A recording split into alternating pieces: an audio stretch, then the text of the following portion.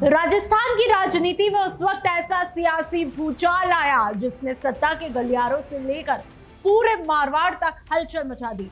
सत्ता में बैठी कांग्रेस सरकार के उस वक्त वरिष्ठ मंत्री हेमाराम चौधरी ने अचानक से इस्तीफा दे दिया। वजह न कोई घोटाला था, न कोई भ्रष्टाचार का आरोप और न ही सरकार पर कोई बड़ा संकट। वजह थी एक रिफाइनरी, वही पचपदरा रिफाइनरी जिसे उस वक्त के मुख्यमंत्री रहे अशोक गहलोत राजस्थान के औद्योगिक भविष्य की नई इबारत बताते हुए अपना ड्रीम प्रोजेक्ट मान रहे थे। लेकिन विकास का यही सपना देखते देखते कांग्रेस के भीतर सियासी दरारें गहरी होने लगी। तब के बायतू के विधायक यानी कि कर्नल सोनाराम चौधरी अपनी ही सरकार के फैसले के खिलाफ खुलकर मैदान में उतर आए।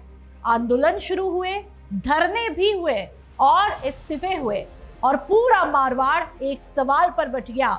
रिफाइनरी आखिर लीलाला से हटाकर पचपदरा क्यों लाई गई?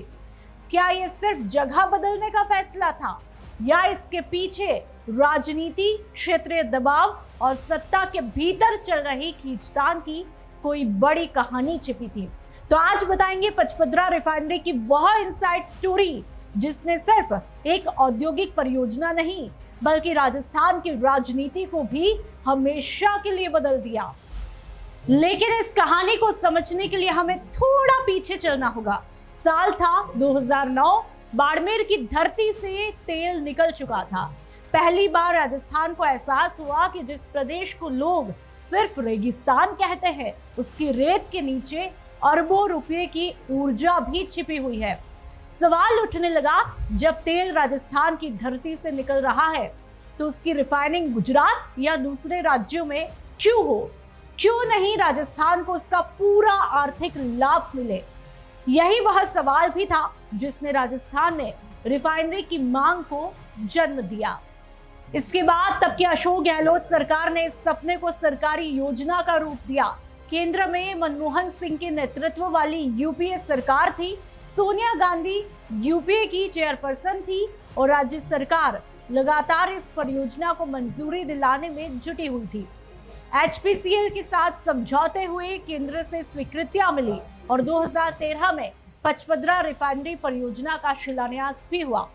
उस समय इसे राजस्थान के इतिहास की सबसे बड़ी औद्योगिक परियोजनाओं में गिना गया।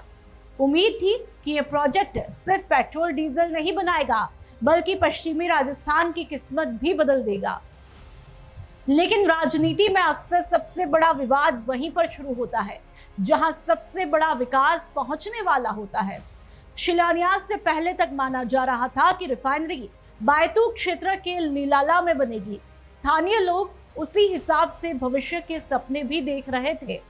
जमीनों की कीमतें बढ़ने लगी थी। कारोबारियों ने निवेश की तैयारियां शुरू कर दी थी। लोगों को लगने लगा था कि अब बायतू की पहचान हमेशा के लिए बदल जाएगी और यहीं से कांग्रेस के भीतर तब बगावत की चिंगारी भी भड़क उठी। बायतू के तब के विधायक यानी कि कर्नल सोनाराम चौधरी खुलकर अपनी ही सरकार के खिलाफ खड़े हो गए। वजह थी तब रिफाइनरी को लीलाला में लगाना फाइनल था, लेकिन किसान बोले जमीन कम रेट में सरकार को नहीं देंगे, सरकार ज्यादा मुआवजा दे। इस पर कर्नल सोनाराम भी किसानों के साथ आते हैं और धरना प्रदर्शन किया। लेकिन अचानक सरकार ने फैसला ही बदल डाला। रिफाइनरी का स्थान लीलाला से बदलकर पचपदरा कर दिया गया। सरकार ने कहा तकनीकी अध्ययन, पानी की उपलब्धता, रेलवे कनेक्टिविटी और भविष्य में पेट्रोकेमिकल कॉम्प्लेक्स के विस्तार को देखते हुए पचपदरा ज्यादा उपयुक्त है। लेकिन बायतू के लोगों ने इसे तकनीकी फैसला नहीं बल्कि अपने साथ हुआ अन्याय माना। कर्नल सोनाराम चौधरी ने फिर ताबड़तोड़ सभाएं की, धरनों का नेतृत्व किया और लगातार मांगे भी उठाई कि रिफाइनरी को वापस लीलाला लाया जाए। ये शायद राजस्थान के इतिहास के उन दुर्लभ मौकों में से एक था जब सत्ता पक्ष का विधायक ही अपनी सरकार के फैसले के खिलाफ सबसे बड़ा आंदोलनकारी बन गया। और इस दौर में एक नारा खूब सुनाई देता था, रिफाइनरी हमारी है तो हक भी हमारा है। कर्नल सोनाराम चौधरी ने किसानों के साथ हुए अन्याय को लेकर हेमाराम चौधरी को जिम्मेदार ठहराया। जानकारी के मुताबिक तब कर्नल सुनाराम चौधरी ने हेमाराम चौधरी को तैश में कहा कि यहाँ के लोगों की, किसानों की इतनी ही चिंता है, आपको तो मंत्री पद से इस्तीफा दे दो, जिससे अशोक गहलोत को झुकना ही पड़ेगा। नतीजा ये बात हेमाराम चौधरी को बहुत ज्यादा दिल पर लग जाती है और वो अपने मंत्री पद से इस्तीफा दे देते हैं। कांग्रेस के भीतर सवाल उठने लगे कि क्या अपनी ही सरकार अपने नेताओं को साथ नहीं रख पा रही है? क्या एक रिफाइनरी कांग्रेस की सबसे बड़ी राजनीतिक परीक्षा बन चुकी है? तब अशोक गहलोत अपने फैसले पर अडिग रहे। उनका कहना था कि पचपदरा का चयन किसी राजनीतिक दबाव में नहीं, बल्कि तकनीकी और आर्थिक अध्ययन के आधार पर किया है।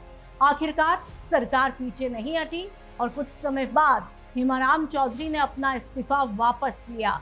लेकिन रिफाइनरी को लेकर पैदा हुई राजनीतिक दरारें लंबे समय तक चर्चा का विषय बनी रही और इसके कुछ ही महीनों बाद राजस्थान में सत्ता बदल जाती है।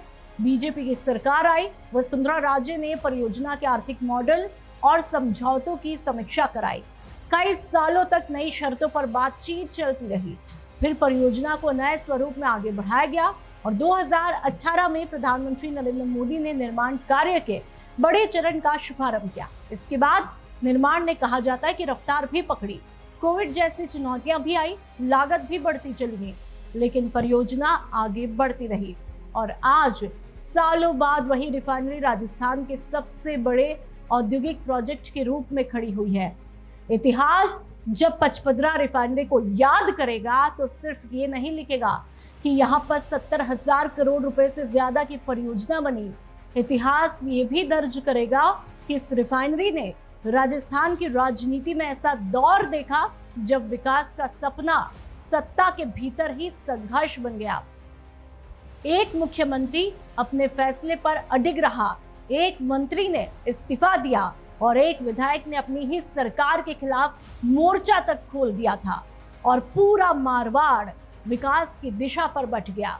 यही वजह है कि पचपदरा रिफाइनरी सिर्फ उद्योग की कहानी नहीं है, ये राजस्थान की राजनीति के सबसे नाटकीय अध्यायों में से एक की कहानी भी है।